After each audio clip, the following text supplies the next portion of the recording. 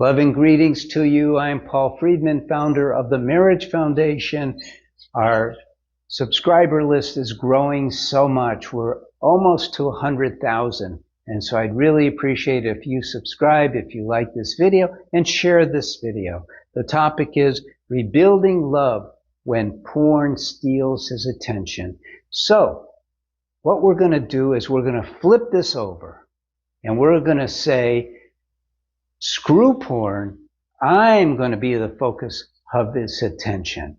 Now the question is, how do I do that? So I'm a little different here.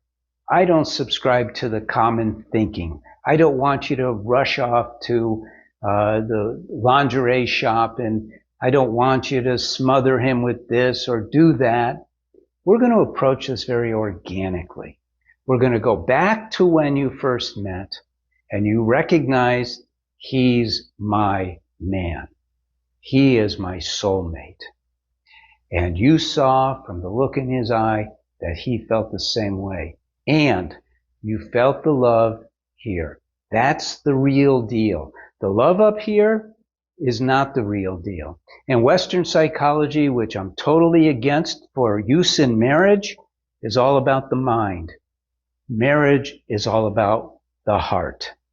Now, how do we cultivate that love so that he recognizes the same thing he recognized when he met you? Now, I have to say that because of the way society is, he may have used you while he masturbated in the beginning of your relationship, because the Western world is so sexualized. It just is. Don't be flattered by that. Don't be resentful about that. What we really want to do to have a deep and fulfilling marriage is we want to focus on that which is what marriage is all about. It's the connection between the two of you as souls, not your personalities. It has nothing to do with what you do or how sexy you are, although I'm sure he sees you as being sexy. I'm talking about cultivating that love that you had and have for him. Focus on the heart. And then he will start paying more and more attention to you.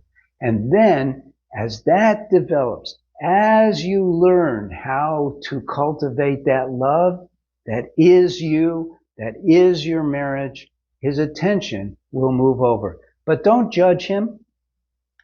It's not your place to be in charge of him, of how he thinks and what he does. You only can control yourself.